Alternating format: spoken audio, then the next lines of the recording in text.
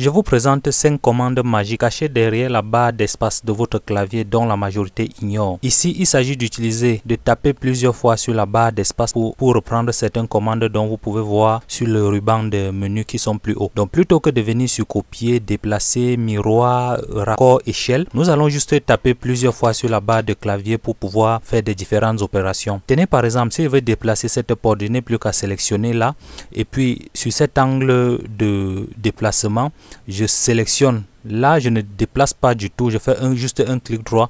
Ensuite, je tape sur la barre d'espace une fois. Donc, vous allez voir que c'est une copie que je suis en train de faire. Si je tape 2 fois, donc vous allez voir que ça va se transformer en rotation. Par contre, si je tape 3 fois, ça devient plutôt l'échelle. Donc, vous voyez comment c'est en train d'augmenter. Je tape encore 4 fois, ça devient la commande miroir.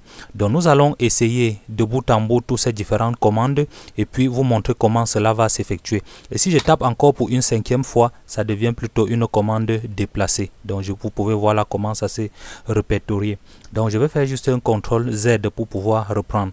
Donc j'ai dit tantôt que si vous sélectionnez par exemple un objet, vous vous rapprochez dessus sur ce point d'angle, vous cliquez, clic droit et puis vous tapez une fois, reprendre la commande déplacer. 2 fois sur la barre d'espace, ça va devenir la commande rotation. Donc vous pouvez être un peu plus curieux sur la barre de commande qui est là, la barre de tâches qui est là. Vous allez voir que ceci c'est une commande rotation. Et si nous tapons encore une 3e fois, cette commande devient plutôt une commande échelle. 4 fois, ça devient plutôt une commande miroir. Donc voilà un peu comment cela se fait. Là, je vais taper échappe pour pouvoir réitérer. Je vais faire un zoom étendu et puis nous allons essayer de refaire cela un peu en bonne et due forme. Donc si je veux copier par exemple cette porte ici, je ne vais pas utiliser la commande miroir. Donc je vais juste sélectionner une fois. Ensuite, je vais taper une fois. Il va comprendre que je veux faire un déplacé. Par contre, si je maintiens la touche CTRL enfoncée avant de déposer, il va comprendre que c'est une copie que je suis en train de faire. Donc j'ai maintenu la touche CTRL enfoncée. Il a compris que c'était une commande copie que je voulais faire. Donc je vais réitérer encore. Donc si je veux par exemple roter pour pouvoir déposer à ce niveau, donc je vais sélectionner à partir de cet angle une fois et puis je vais taper 3 fois, 2 fois sur la barre du clavier. 1, 2, d'accord. Là, ça devient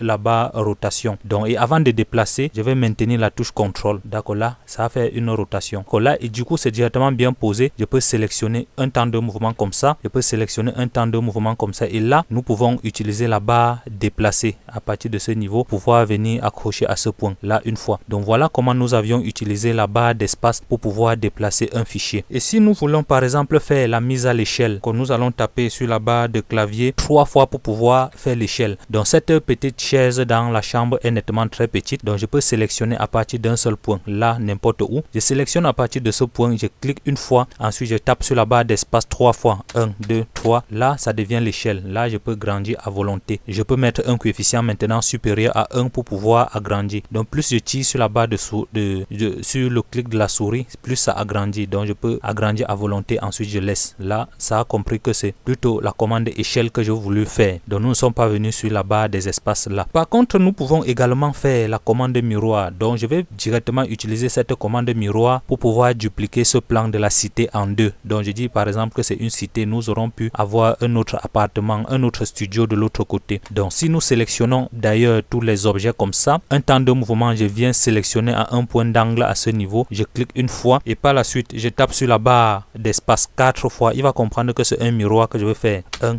2, 3, 4. Là c'est bon.